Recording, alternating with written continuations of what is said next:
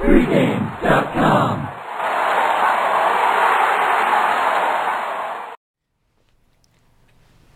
Saturday night NBA action, Dallas at New Orleans. Steven, I'm joined by Steven Nova and Marco D'Angelo. This NBA season, like I said, every game you start to handicap, the first thing you got to do before you even look at the X's and O's of how these teams are playing, you got to sit down and look at their schedule, because this is an NBA season that we haven't had before because of the lockout and everything and the labor negotiations. We're playing a reduced schedule and are trying to get as many games in the same period of time that they can. So that means a lot of games in a short period of time. If you look at these two teams, both teams are in the exact same scenario. This will be their fourth game in 6 nights and third game in 4 nights. We're going to have a couple tired teams playing here. And I look at this Dallas team, and they are dropping way down in class from what they've just played. Their 3 previous games, they played the Lakers, the Clippers, and then we're taping on Thursday. They're playing Utah on Thursday night, so we're not going to know the outcome of that game. At Utah, where Utah's been very strong. Very strong, and you're going into the altitude. So, now you got a team going into the altitude and out of the altitude to play now on Saturday. Well, normally you would say, well, home court should mean more than usual in this matchup. Unfortunately, with the Hornets, home advantage, they're not exactly the New Orleans Saints when it comes to home advantage. The Hornets won their home opener. They beat the Celtics. Since then, 0-7 straight up and against the spread at home. None of the losses, they've all been more than by 6 points or more. They're not even close games. The Hornets really, they're scoring. They're only averaging 86.7 points, 86.7 at ranked 28th. You can see how much they miss Chris Paul and David West.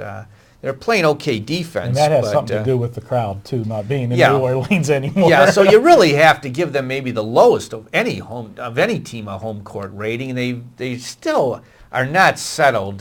7 different lineups in their first 14 games. This is a very unsettled team.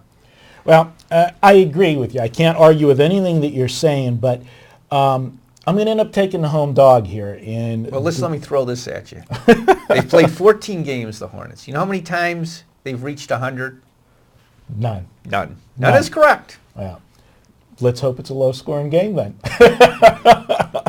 Although they do get Trevor Ariza back, so he could hit some threes. And the reason I'm going to go ahead and take them here is we're going to take them on the setting. Both teams are in negative scheduling spots. We agree on that with the situation.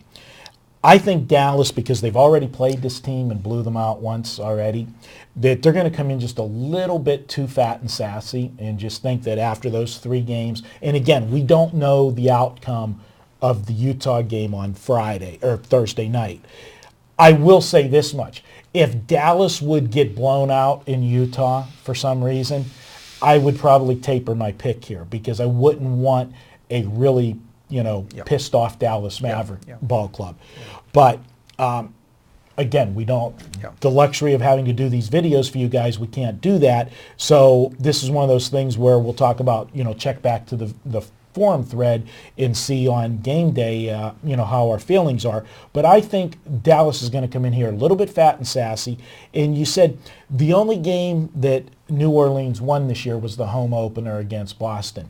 And it was the home opener. It was the first game of the season without Chris Paul, and it was like they were really pumped to, kind of try to put on a good show and say, we're still here. Don't forget about us. And look how bad Boston is. Yeah, in Boston. We didn't know that. Yeah, Boston's not playing well at all.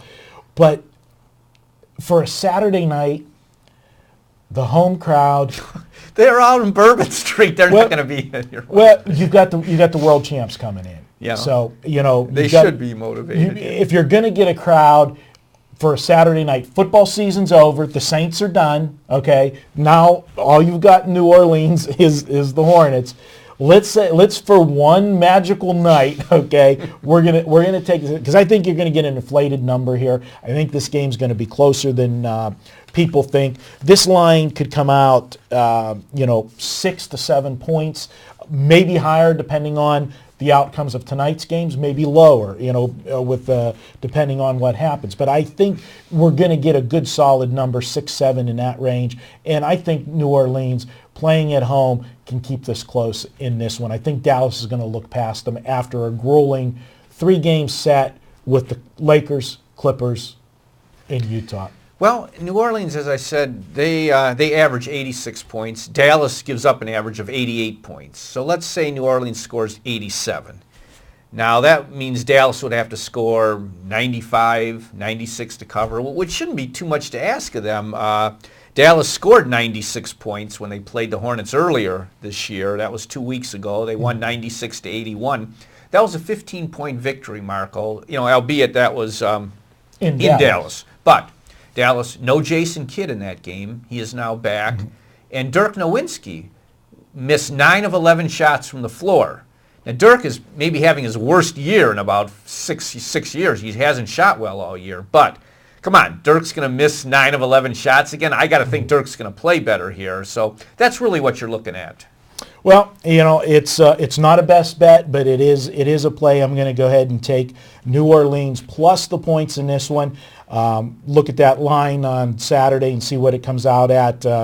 I have Dallas going to win this game, but I see Dallas winning it by 3 or 4 points. So I'm going to grab the points here in this one.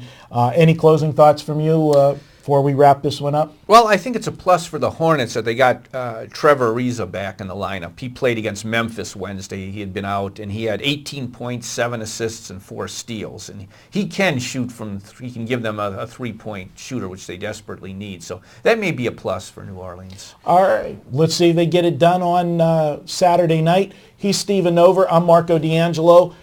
Carry on the conversation at pregamevideos.com. Check that out, and we'll have more on all of these games and the NFL games. And speaking of the NFL games, one of the 2 games on Sunday is going to be my NFL playoff game of the year.